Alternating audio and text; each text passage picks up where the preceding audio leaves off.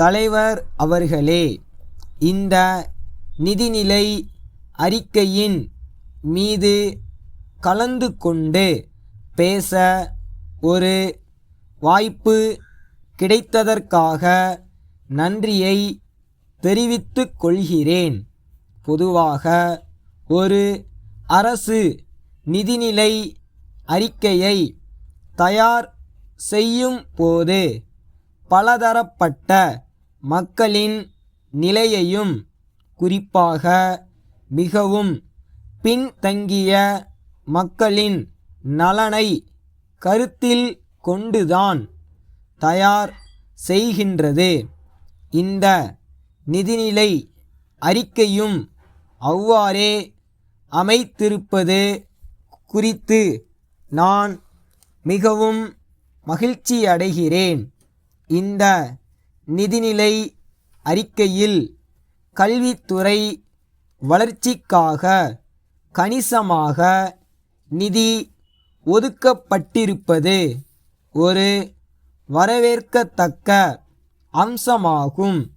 கல்வி வளர்ச்சியே ஒரு நாட்டின் பொருளாதார முன்னேற்றத்திற்கு அடிப்படையாக இருப்பதால் இதற்கு தனி முக்கியத்துவம் அளிப்பது அவசியமாகிறது.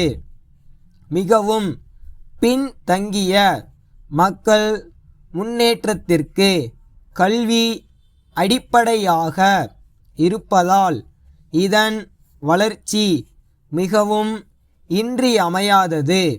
எனவே இந்த பிரிவிற்காக நிதி ஒதுக்கீடு மிகவும் அவசியமான ஒன்றாகும். அடுத்து, மக்கள் நல பணிகளுக்காக குறிப்பாக மருத்துவ வசதி அளிப்பதற்காகவும் ஒரு கணிசமான தொகை ஒதுக்கப்பட்டிருப்பது மகிழ்ச்சியை அளிக்கிறது.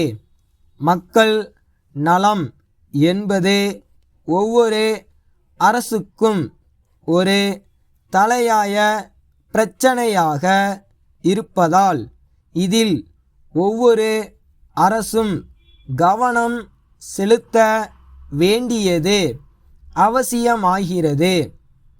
இதில் குறிப்பிடத்தக்க அளவு மருத்துவமனைகள் மேம்பாட்டிற்காக ஒதுக்கப்பட்டிருப்பது அவசியமான ஒன்று. விவசாய உற்பத்தி பெருக்கத்திற்கு ஒதுக்கப்பட்டிருக்கும் தொகை சற்று குறைவாக இருப்பதாக எனக்கு தோன்றுகிறது. நமது நாட்டின் முதுகெலும்பான விவசாயத்தையே நம்பி தங்கள் வாழ்க்கையை அமைத்துள்ள விவசாயிகள் மேம்பாடு அடைவதற்கும் இந்த அரசு போதிய வழிவகைகளை ஆராய வேண்டும் என்று கேட்டுக்கொள்கிறேன். இதற்காக போதுமான நிதி ஆதாரங்களை திரட்டுவதும் அவற்றை சரியான முறையில் பயன்படுத்துவதும் இந்த அரசின் கடமை என்று கூறிக்கொள்கிறேன். தொழிற்துறை வளர்ச்சிக்கும் அதிக அளவு நிதி ஒதுக்கப்பட வேண்டும். இதையும் கருத்தில் கொள்ள வேண்டும் என்று கேட்டுக்கொள்கிறேன். தொழில் வளர்ச்சி ஓர் அரசால் நல்ல முறையில் ஊக்குவிக்கப்பட வேண்டுமென்று கேட்டுக்கொள்கிறேன்.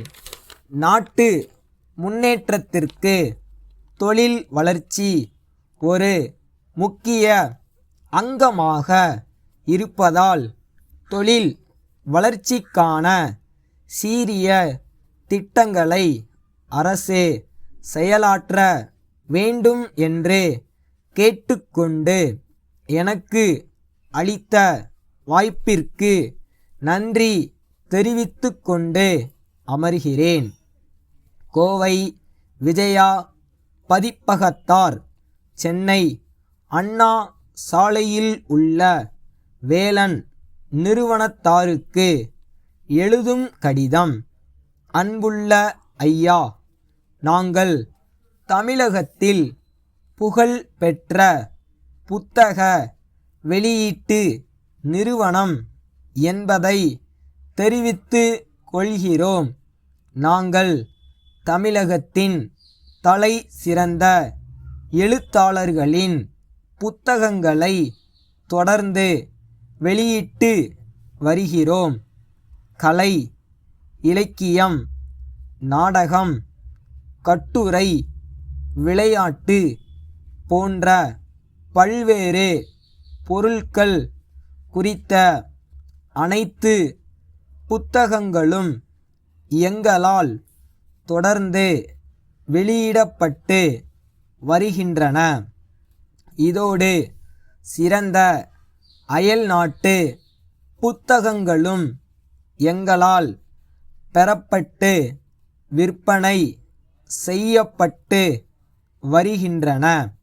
எங்களிடம் மொத்தமாக புத்தகங்கள் வாங்குபவர்களுக்கு கணிசமான கழிவும் தருகிறோம். எனவே எங்களிடமிருந்து புத்தகங்களை வாங்கி பயனடையும்படி கேட்டுக்கொள்கிறோம். இத்துடன் தற்சமயம் எங்களிடம் இருப்பில் உள்ள அனைத்து புத்தகங்கள் குறித்த விவரத்தை இணைத்துள்ளோம். இப்படிக்கு மேலாளர்.